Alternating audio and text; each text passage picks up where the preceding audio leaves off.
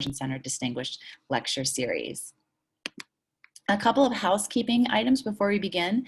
This lecture will be held from 11:30 a.m. till 12:30 p.m. Pacific Standard Time with a 5 to 10 minute Q&A at the end of the hour.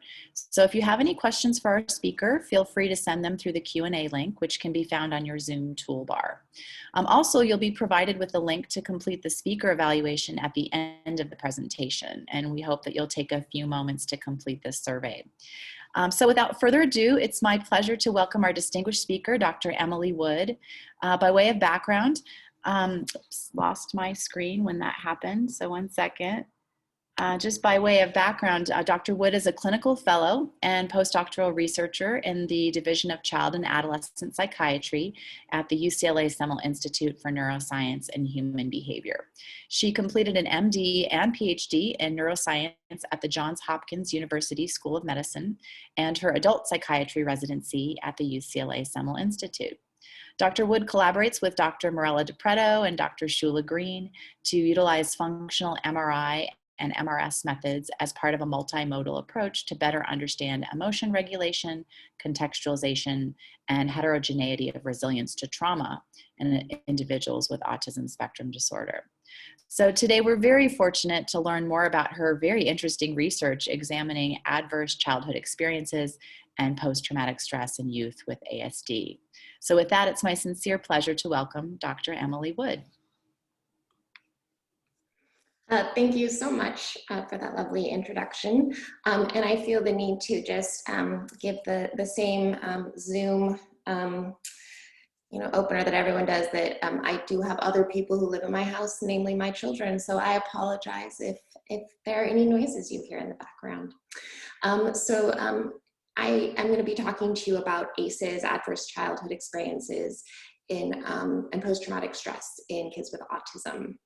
And again, I would like to thank a few people, Jillian Melbourne, a really wonderful undergrad who worked with me on this project and helped me write a lot of code, and then Susan Bookheimer, Shula Green, and Morella DiPreto, who are my mentors. So autism is a developmental disorder. It spans a wide range of individuals across the IQ spectrum, the verbal ability spectrum, the functional ability spectrum, but what individuals with autism share is deficits in social communication and restricted and repetitive patterns of behavior. And what we know is that there's also a whole body of literature about adverse childhood experiences, or ACEs, separately from autism, that show that people with early life adversity such as neglect, abuse, and household challenges or dysfunction have higher rates of both mental health and physical health outcomes later on in life. Studies have suggested that children with autism are prone to experiencing more ACEs, and that was something that we wanted to understand further.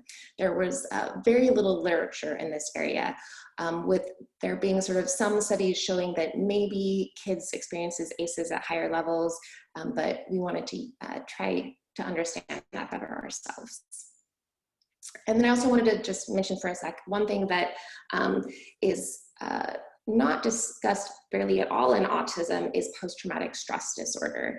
And PTSD, as you know, has this strict DSM criteria of requiring that you have exposure to trauma, and then a number of different symptoms in different areas, such as intrusion, avoidance, changes in mood and cognition, and hyperarousal, and that all of that it affects your functional impairment.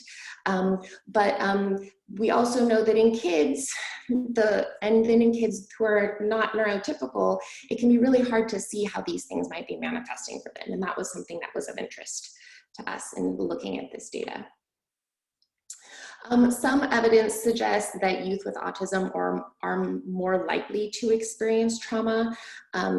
Ideas for this include the deficits in their communication and emotional expression skills may lead to higher rates of interpersonal trauma, such as bullying. And similarly, people with autism have been seen to experience higher rates of physical and sexual assault.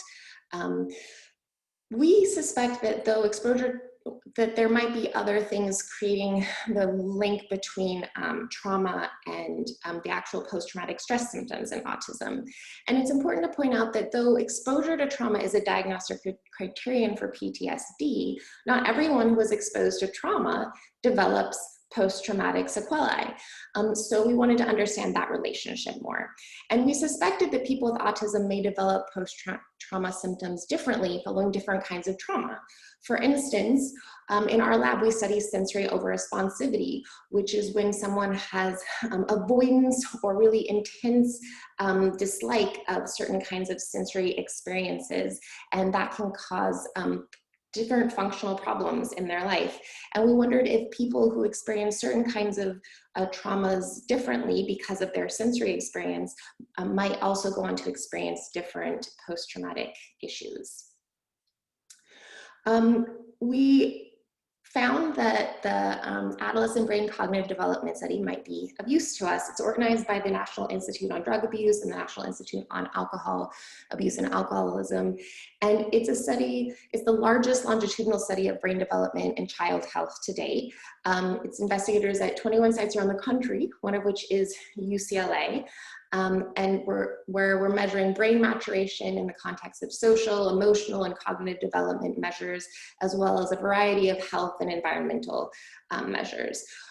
We chose to source from this ABC study because it includes quality controlled resting state fMRI data that we were interested in, and measures of adverse childhood experiences, and this really large cohort of 11,874 participants.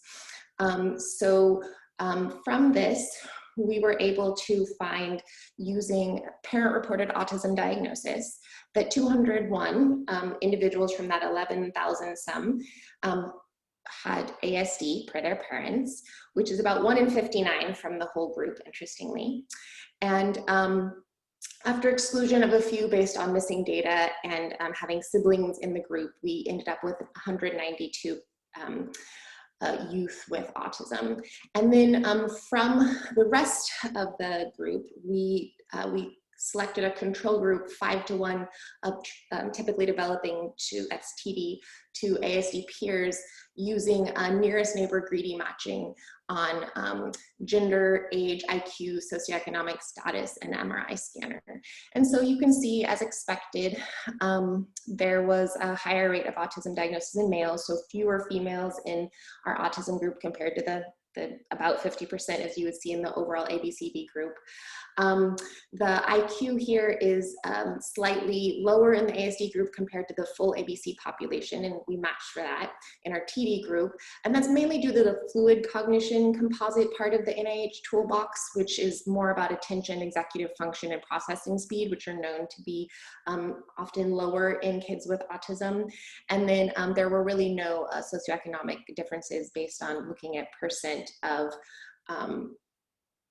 FPL is the family poverty level, percent of the poverty level. So then we also, just to look at it, even though we didn't match on race, we examined our race and ethnicity makeups here, and there were no statistically significant differences between the ASD and TD groups. There was a notable difference between the ASD group compared to the entire ABCD population in the Latinx proportion. So this reflects some known issues in diagnosis of autism, where we suspect that we're missing a lot of Latinx youth. And in this case, interestingly, there was actually a higher proportion of Black youth with autism diagnoses per their parents. And then I assessed all of the behavioral health and cultural measures collected by the ABCD and assigned items that were related to ACEs domains into 20 different categories. If you know the original ACEs literature, there were not 20 categories. So I expanded a bit based on the revised ACEs framework, the World Health Organization, ACEs International Questionnaire, and implementation of studies of database screeners in pediatric primary care settings to come up with this list. And the domains are known stressful and traumatic experiences, including physical and sexual abuse, familial and household stressors, family mental health, physical neglect, emotional neglect, issues such as family members being in prison. All of these issues were included here. Oh, and then I should say that since there were different numbers of items per domain, and some items were binary, while some were ordinal, the domain score that I used was calculated for each individual as their item score divided by the max score seen in that domain. And then the total ACEs score, which I talk about a lot throughout the rest of the data, were derived by adding each of those normed scores together. Obviously, this method misses much of the complexity of these various domains and does not account for whether a certain domain is more strongly correlated with poor mental and physical health outcomes than others. That's a whole nother talk. And then because the ABCD study was really not designed to evaluate kids with autism, I did want to check to see whether or not my autism group reflected what we think kids with autism, like that they meet the diagnostic criteria. There were no ways to do that with specific autism diagnostic applications, but they did have a few questions from the KSADS in our developmental module that showed clearly that our kids have more of the ASD symptoms, whereas the TD kids have almost, have mostly 0 or 1. And then they did do a version of the social responsiveness scale, which is a measure that we use in looking at kids with autism that looks at the severity of impairment across social domains. It's really designed to be used within kids with autism. What they did in the ABC study is look at they took 11 items from the real one that has 65 items, and they gave it to everyone. So we do have a measure of social responsiveness. And as we would expect, the kids with autism are well above having these higher scores suggesting real deficits in social communication compared to where the neurotypical kids are really pretty normal in this area. And then I wanted to look at things that we often see are comorbid with PTSD and then are also comorbid with autism. So I looked at anxiety and depression and ADHD. You can see here that our autism group has like more than twice as much rates of ADHD compared to the TD group. And also the same actually for generalized anxiety, MDD, and for PTSD if you do like a binary PTSD measurement through the KSADS. And then looking at some ways to look at those issues a little bit more linearly, I looked at the CBCL attention measure. I looked at the CBCL anxious and depressed and withdrawn depressed measures to look at anxiety and depression. And because of its particular relationship in post-traumatic stress, I looked at the somatic measure as well. And here we can see that across all of these measures, the individuals, the group with autism had significantly more or higher abnormal scores in these syndrome scales on the CBCL. So finally getting to the stuff that we were interested in, the adverse childhood experiences total score that I created was higher in kids with autism.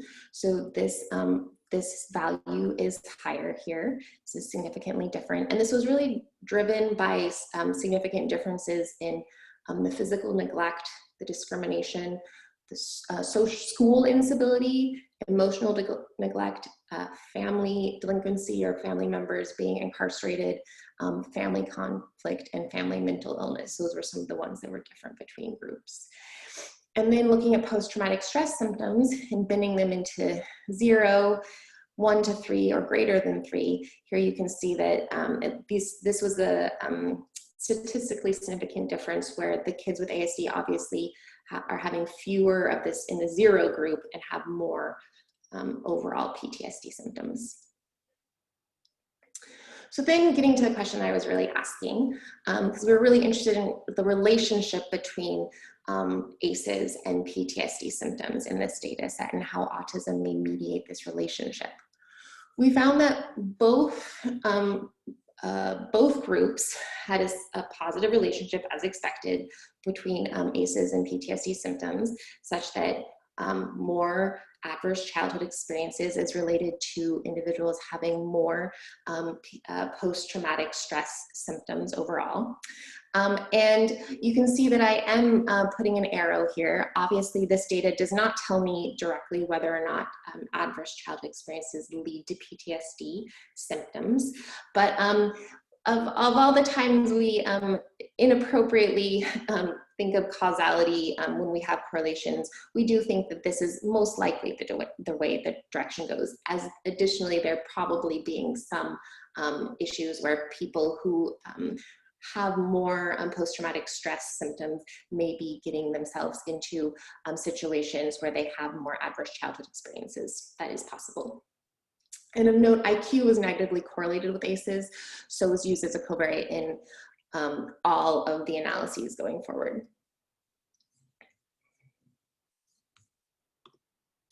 So I tested whether or not that social responsivity measure was related to ACEs and PTSD, and found that it was correlated with both, and that it moderates the relationship between ACEs and PTSD, such that individuals with worse social functioning develop more post-traumatic stress symptoms per adverse childhood experience.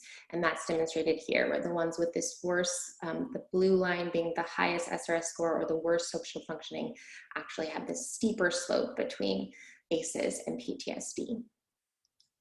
But interestingly, when I looked at the interaction between groups, there was no group interaction. So regardless of whether or not you had autism or were typically developing, there just was this relationship that having worse social skills increased your likelihood of having PTSD symptoms with more ACEs. And then just going forward, I want to say that I adjusted for multiple comparisons across behavioral and imaging measures using a Benjamin-Hochberg false discovery rate. So I then assessed the relationship between the CBCL behavioral measures that I had looked at previously and both the PTSD total symptoms and PTSD subscales. I found that of all the CBCL scales and PTSD subscales, the only relationship that met significance criteria was between the CBCL somatic complaints and the PTSD arousal symptoms, which we'll come back later, but is quite interesting. And so I looked at somatic complaints going forward. So I then looked at a model where PTSD would be predicted by adverse childhood experiences, and both this SSRS and some somatic measures, and wanted to look at whether or not there would be this interaction between ACEs, each of these, and group, and found that there was a interaction between ACEs in each of these, but not with group. So for both kids with autism and typically developing kids, greater, as I mentioned earlier, greater SRS score is associated with more PTSD symptoms per ACE.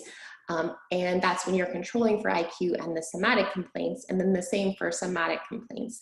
These differences are significant. So higher or more abnormal CBCL somatic complaints is associated with more PTSD symptoms per ACE.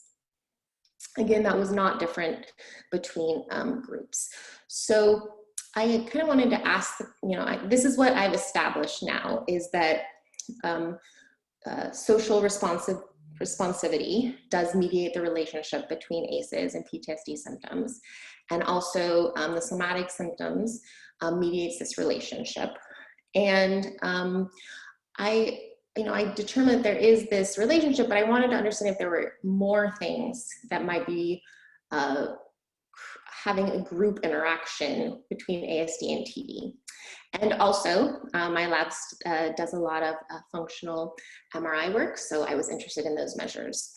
So the ABCD study does provide resting state fMRI measures. In case you care about it, here's the way that they do the processing, which is pretty normal. And then they do provide, in addition to just providing the raw data, which I did not use, they provide data where they have already parcellated up the cortex and looked at the connectivity measures between all the different parts of the cortex and with subcortical areas. And the atlas that they use to do that is from a Gordon paper from 2016, if that's of interest to you. So I was particularly interested in understanding, because I'm looking at post-traumatic stress, which we know is related to fear learning and the amygdala. I wanted to know if there were relationships between amygdala connectivity with other areas. And in particular, I wanted to focus down on things that my lab studies, because we have seen the sensory system to be atypical in kids with autism, as well as the salience network, which many labs have shown. So I was really interested in this relationship between this critical emotion center in the amygdala and these particular areas, the salience network and the primary sensory cortices. And what's available in the Gordon Atlas is there is a amygdala seed, and then there is also a sensory motor hand, sensory motor mouth, visual and auditory cortices, as well as a salience network seed. So I examined those.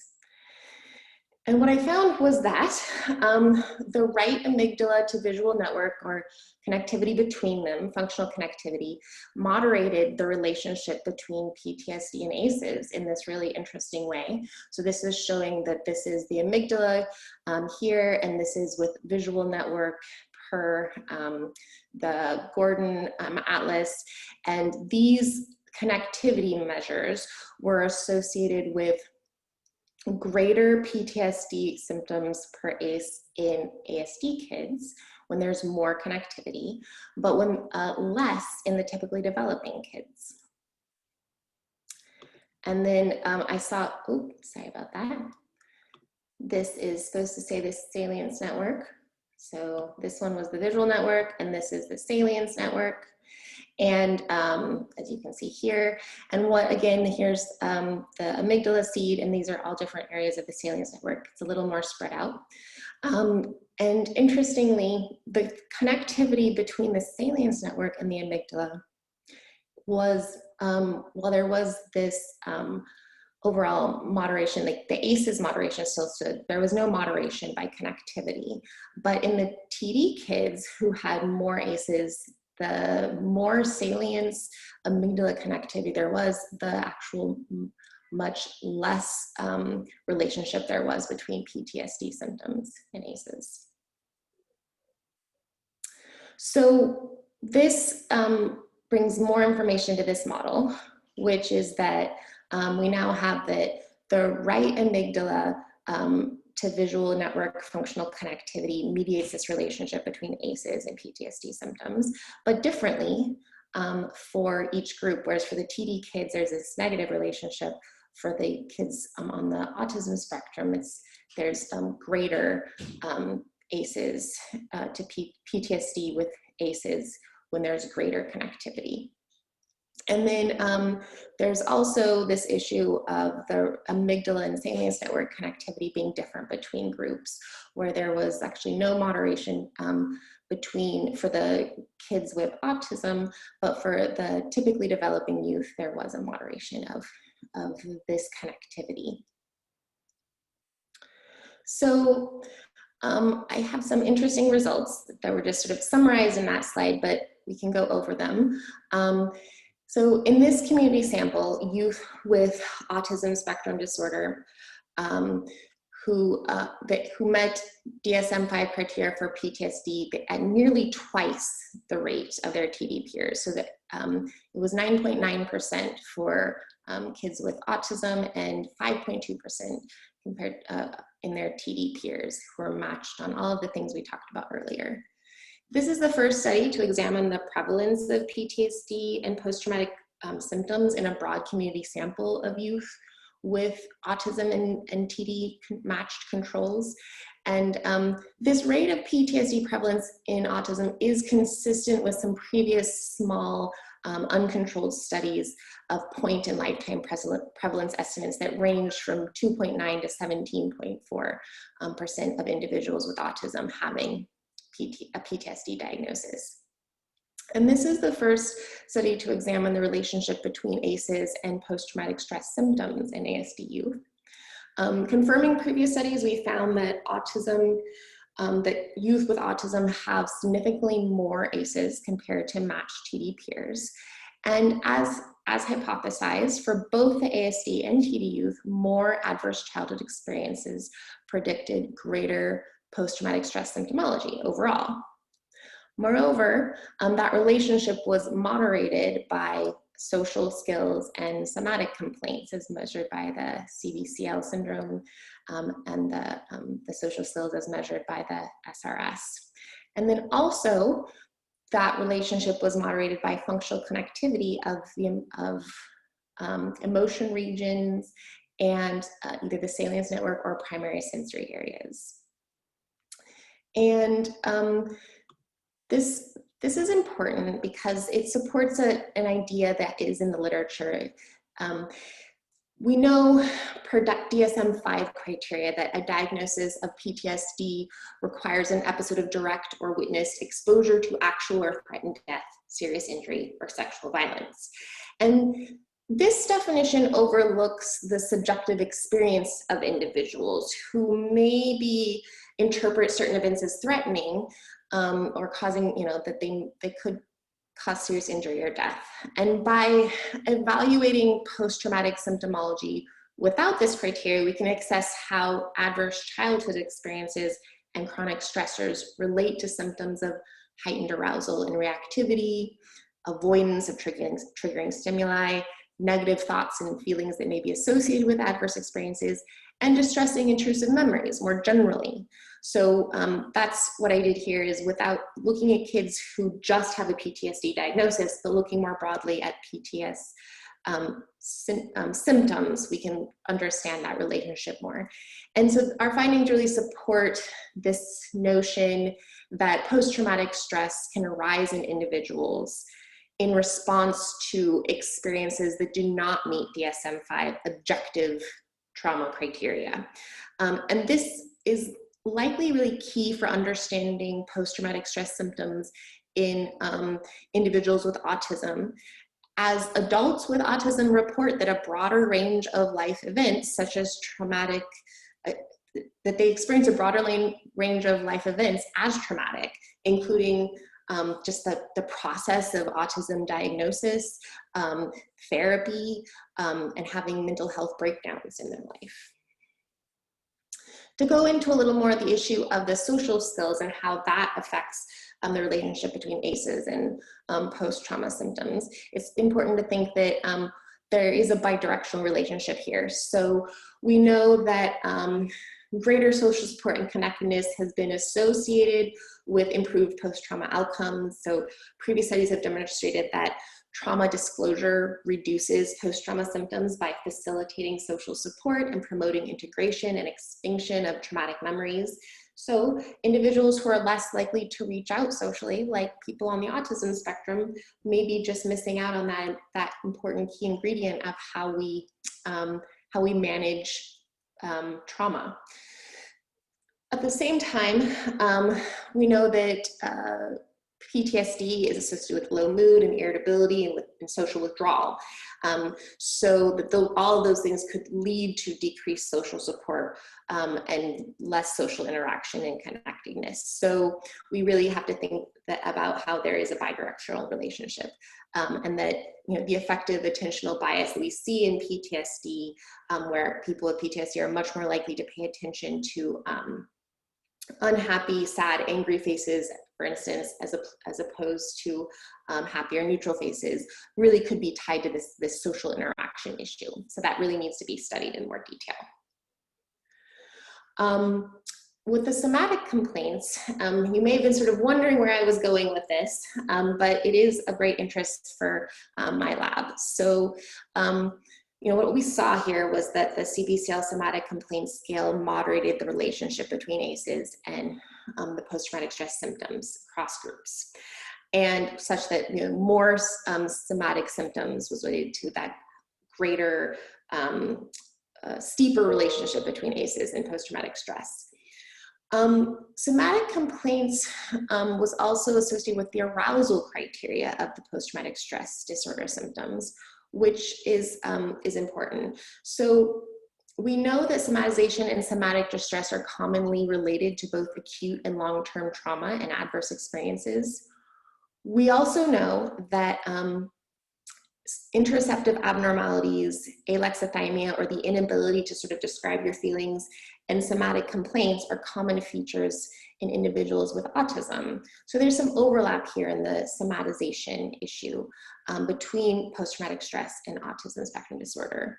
Another area of overlap that is related is in the hyperarousal. So we know that people with post-traumatic stress and people with autism spectrum disorder have baseline hyperarousal or decreased ability to turn down their arousal through the autonomic nervous system. And that has been shown to be related to atypical sensory processing by our group and others. So just to go back a little bit to what we talked about earlier, in our lab we study sensory overresponsivity, which is defined by responding too much for too long or to stimuli of very weak intensity, and is really manifested by being avoidant of sensory stimuli or really exhibiting a lot of distress from sensory stimuli. And these sensory issues are a part of the diagnosis of ASD now. And so models of neurodevelopment really support a notion that in autism, sensory processing abnormalities and post-traumatic stress disorder may share attributes and mechanisms such as autonomic and emotional dysregulation, interoceptive difficulties, and differences in the hypothalamic pituitary axis alterations. So SOR may be a key to understanding this, sensory overresponsivity may be a key to understanding the relationship between ACEs and post-traumatic stress symptoms in ASD youth. And that's what this data is pointing to. And then finally, in sort of similarly, but a different way of looking at it is going straight to what's happening in the brain. So what we also saw here is that these functional connectivity measures were related to the relationship between ACEs and PTSD.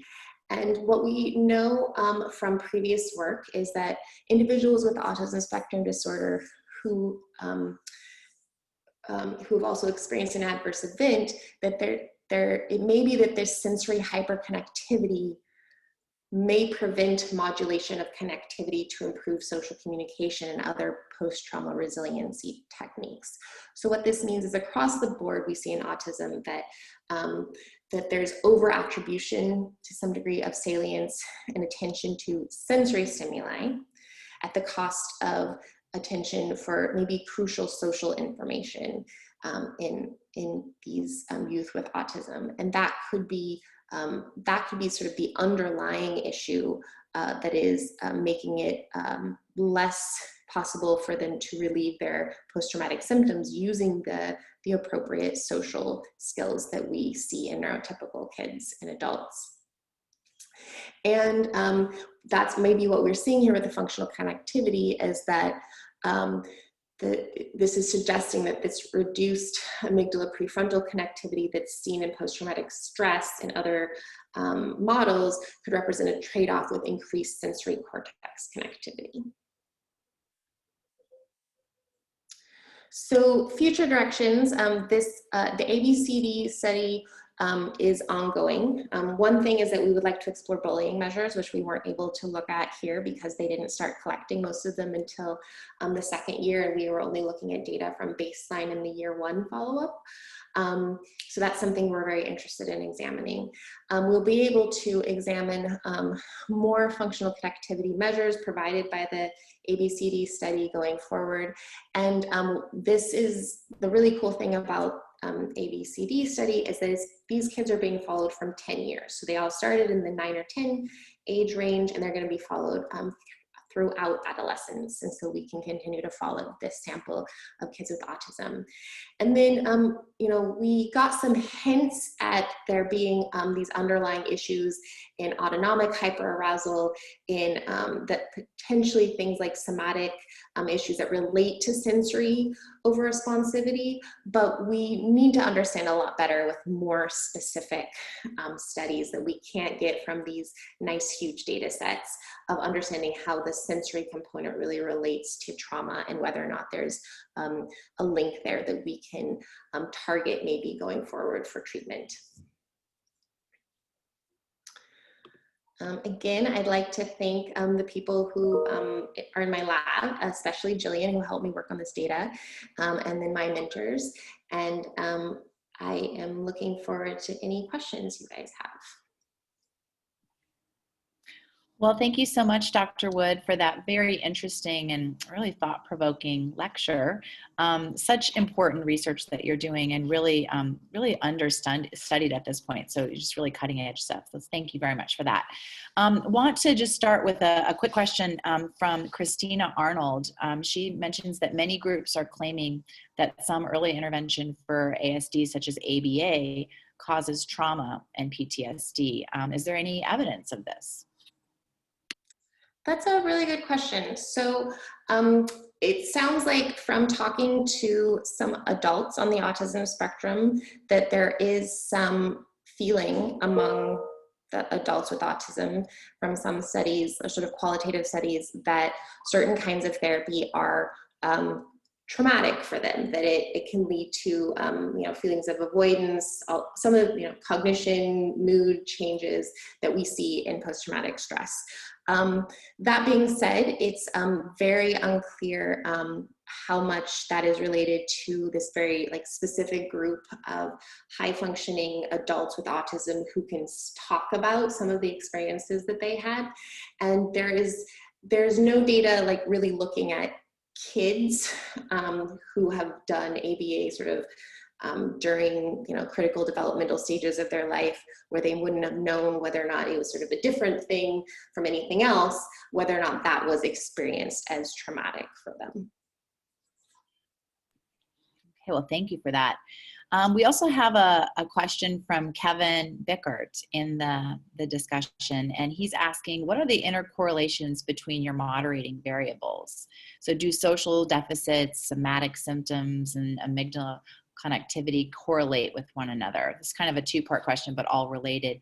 Are they redundant, or are they unique in their interaction with ACE and PTSD symptoms?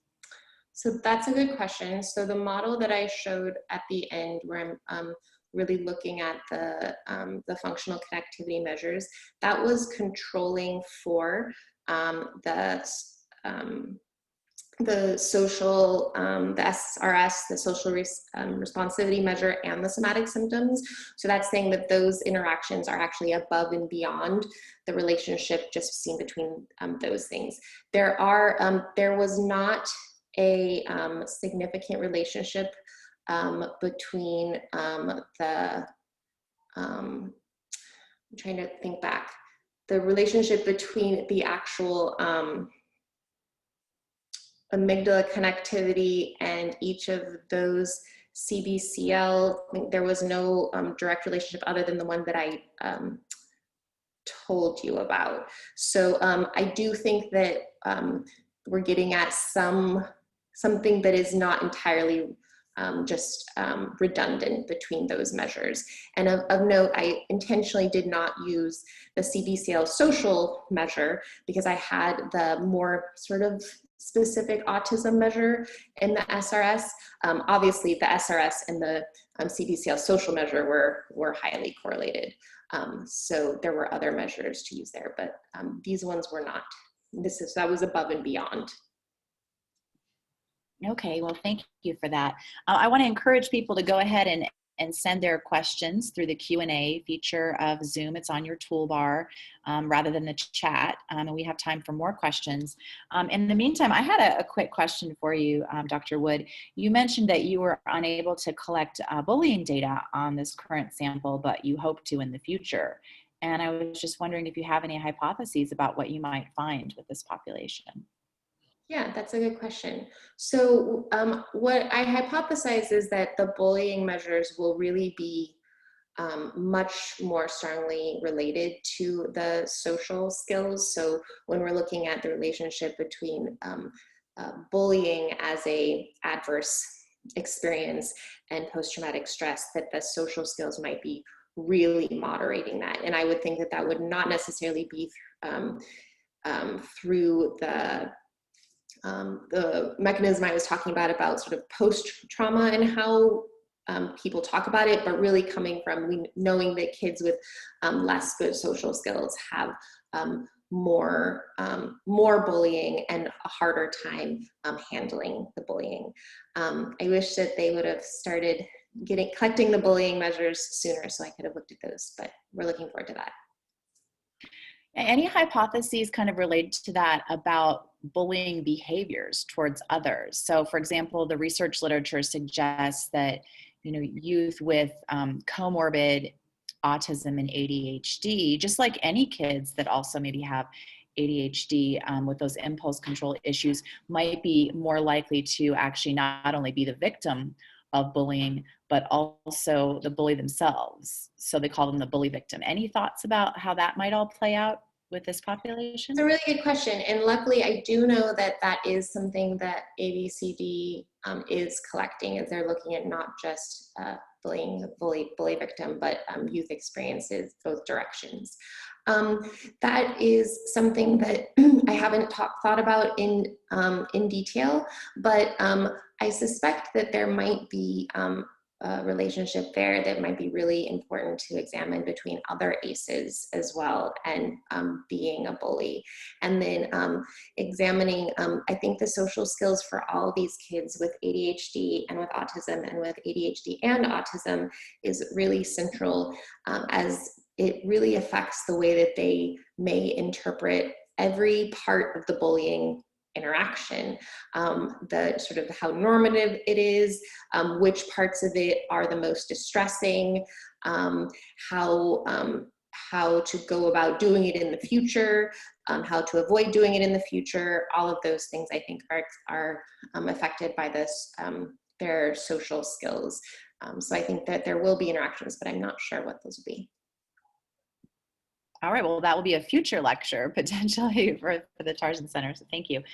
We also had another question that was offline asking what treatment strategies do you recommend for youth with autism and PTSD, or any history of trauma, I would imagine?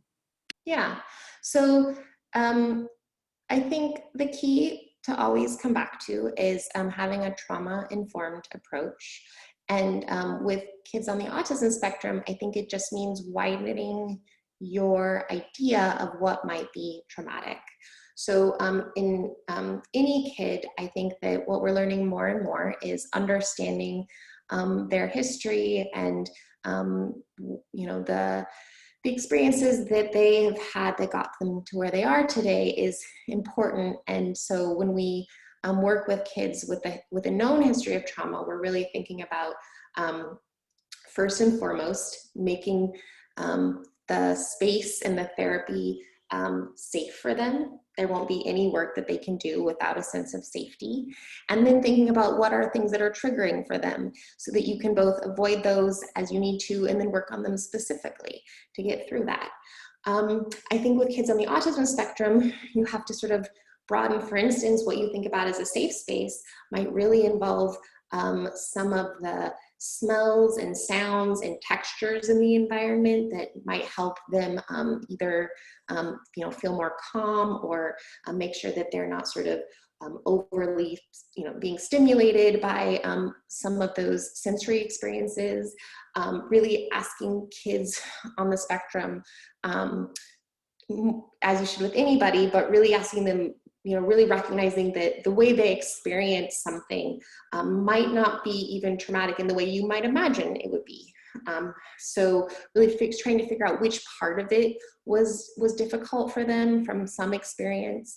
And so setting up the safety for them and then approaching those triggers in those ways that will be more specific to their needs. A quick follow-up to that question was narrative therapy or narrative exposure therapy is sometimes used for people with PTSD. And the follow-up question was, do you imagine that those with autism would have the same response to that type of treatment, or are there any concerns there? I think that, some kids with autism just aren't going to do that with you, I think is the trick. So I think there are some verbal kids who really would be happy to have that kind of therapy. And then there will be some for whom social communication itself, even if they're highly verbal, social communication within and of itself about their feelings is so both difficult and distressing that you might not be able to get the result that you're going for, which is the idea that over time, as they can sort of narrate their experience, their subjective units of distress would decrease. And so if you're working with a person with autism who just by the fact that they're having to in that specific way talk about their feelings is already so upset, you might have some trouble. So I do think it's something to consider, but definitely not for all kids on the spectrum. Yeah, such a good point. We know that there's a lot of difficulty with emotion recognition, and so being able to label and identify emotions and talk about them for individuals in the spectrum is already sort of naturally difficult for many. So that type of treatment I could see could be problematic. Also related to treatment, Sheridan Corey is asking the question, are you aware of any studies on EMDR therapy with kids and people with ASD? I am not aware of any EMDR studies.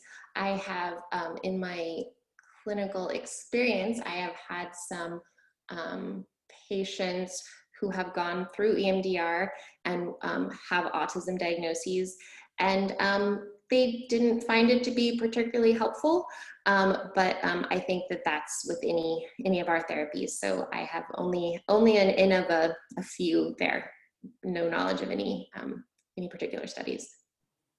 Okay, and sort of a controversial type of treatment anyway, I would venture to say for PTSD. We also have a question from our executive director of the Tarjan Center, Dr. Olivia Rayner. She says, Emily, excellent presentation. Is the study also looking at the use of social media, amount of time spent on social media, et cetera, and its relationship to social skills and trauma? No, I am not looking at that. That is something that is being collected by the ABCD consortium, and it's not something that I have yet looked at, but that is a very good point, and something that we really need. We know very important for our adolescents and youth. I think that what's interesting is that we get to see these kids in the ABCD study move from being 9 or 10-year-olds who might not be as connected to their phone in terms of, or their device, because they might not even have one yet, as a social media outlet. I'm sure they play plenty of video games, but we're gonna see them move into middle school and high school and see how that changes, and that's pretty exciting. We'll be able to look at that. Yeah, certainly there seems to be a relationship between, cyberbullying and things like that with typically developing youth and trauma. So it would be interesting to see how that plays out with the ASD population. But really, really interesting work. Thank you so much to Dr. Wood for this really thought-provoking lecture, and it's just very, very informative. It looks like we've reached all of our questions in the Q&A. So we're going to encourage all of our attendees to please visit our website and complete the evaluation of our speaker. If you want more information about the work that Dr. Wood is doing, I'm sure that you can go ahead and email her or contact us through the Tarjan Center. We'd be happy to put you in contact with her. If you'd like to be able to view this lecture again, you can visit the Tarjan website and we will have the video uploaded there in the next couple of days. There's also in the chat feature right now of this meeting, you can also click on the SurveyMonkey eval. But again, thank you so much, Dr. Wood, for this really interesting and important research that you're doing. It really is very cutting edge. We're so lucky to have you working on this important topic at UCLA, and thank you so much for sharing your research with us. Thank you. Have a good day, everyone.